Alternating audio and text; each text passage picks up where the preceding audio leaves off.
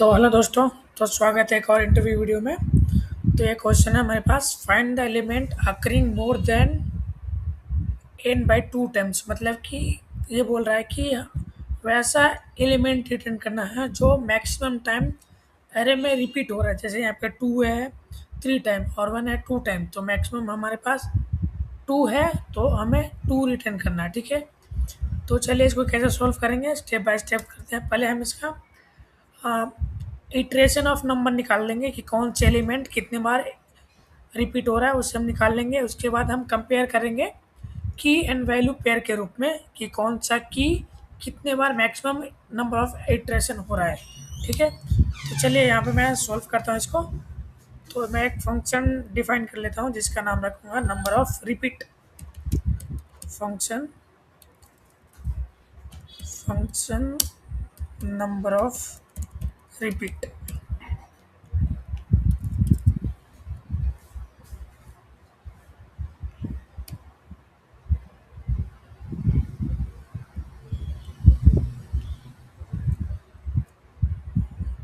ये note number of repeat. इसके बाद मैं यहाँ पे एरे एक्सेप्ट करूँगा, जो भी मैं एरे पास करूँगा उसके बाद मैं इसको कंसोल कर लेता हूँ, कंसोल डॉट लॉग। देन इस फंक्शन में मैं इस एरे को पास करता हूँ। तो फर्स्ट स्टेप में हमें करना है नंबर ऑफ आइट्रेशन निकालना है through the hash mapping concept से। ठीक है, तो मैं इसके लिए एक मैं वेरिएबल बना लेता हूँ, माई मैप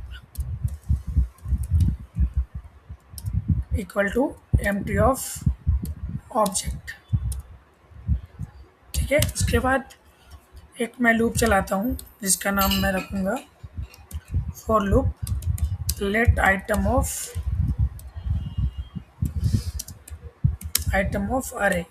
ठीक है, तो उसके बाद मुझे एक नंबर ऑफ आइट्रेशन निकालना है, तो my map then item equal to, इसको कॉपी करूँगा।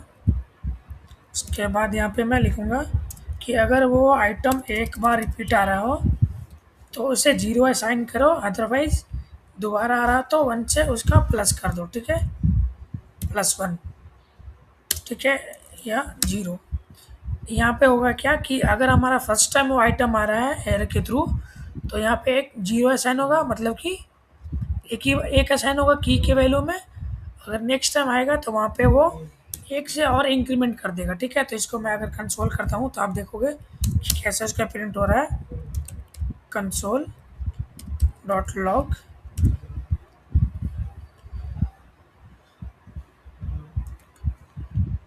तो ये अब देखो यहाँ पे आ रहा है वन टू टाइम्स रिपीट हो रहा है और टू थ्री टाइम्स रिपीट हो रहा है। तो ये हमारा हैश मैपिंग के थ्रू मतलब नंबर ऑफ रिपीटेशन निकाल लिया। ठीक है, तो अब यहाँ पे की और वैल्यू का ऑब्जेक्ट कॉन्सेप्ट यूज़ करते हुए मैं जो भी यहाँ पे की टू हो गया और वैल्यू इसका थ्री हो गया, तो जो भी की का नंबर ऑफ रिपीटेशन मैक्स होगा उसे मैं रिटर्न कर दूंगा। ठीक है, तो उसके बाद मैं यहाँ पे एक का वेरिएबल ले लेता हूँ, लेट रिजल्ट की।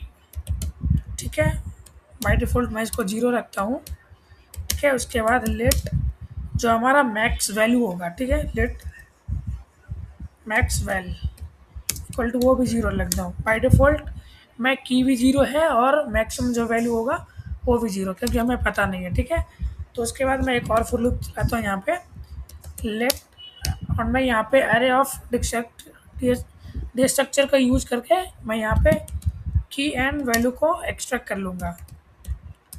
की एंड वैल्यू को एक्सट्रैक्ट कर लिया, उसके बाद यहाँ लिखूँगा एरे ऑफ, यहाँ पे यह भी हमारे पास ऑब्जेक्ट के रूप में है जो कि की एंड वैल्यू के पेयर के रूप में है। ठीक है, तो यहाँ पे मैं लिखूँगा ऑब्जेक्ट डॉट इंट्रीज, क्योंकि मेरे हमारे पास ये ऑब्जेक्ट है तो मैं इसे इंट्रीज के रूप में एक्सेप्ट करूँगा, इंट्रीज। ठीक है,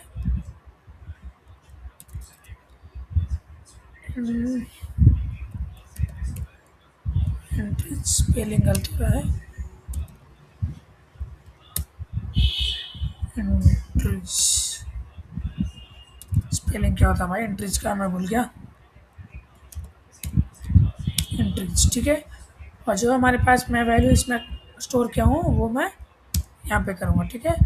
तो उसके बाद एक मैं कंडीशन लगाऊंगा, कंडीशन इफ़ जो हमारे पास ये मैक्स वैल्यू है लेस देन इस वैल्यू के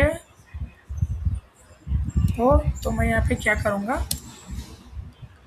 कि जो भी हमारा ये मैक्स वैल्यू है इसको यहाँ इसके साइन कर दूंगा,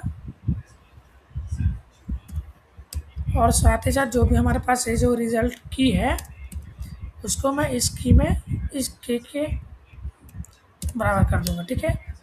तो होगा यहाँ पे क्या कि जो हमारे पास एक की है, यहाँ पे एक की है, और उसके बाद ये वैल्यू है इसका, ये यहाँ पे 3 वैल्यू है, ठीक है। तो होगा क्या यहाँ पे कि जो भी मैंने मेरा मैक्स वैल्यू मुझे यहाँ पे फाइंड करना है, तो max value less than equal to value, जो भी वैल्यू आएगा वो जो भी हमारा मैक्सिमम वैल्यू वो इस मैक्स वैल्यू में स्टोर हो जाए, और साथ ही साथ उसके बाद जो भी वैल्यू का मैक्स वैल्यू है वो रिजल्ट की में यहाँ पे असाइन हो जाए, ठीक है। तो मैं इस की को यहाँ पे मैं रिटर्न कर दूंगा, अब रिटर्न की, ठीक है। तो अब मैं इसको रन करता हूँ,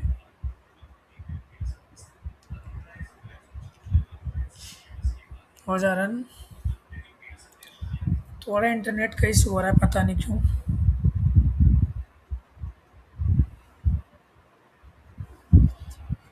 तो अब देखो यहाँ पे आउटपुट 2 आ रहा है, ठीक है, जो कि मैक्सिमम नंबर ऑफ रिपीटेशन है। सेम इसी तरह से मैं कुछ और इसमें नंबर ले लेता हूँ। यहाँ पे मैं 1 को रिमूव कर देता हूँ और 2 को रिमूव कर देता हूँ।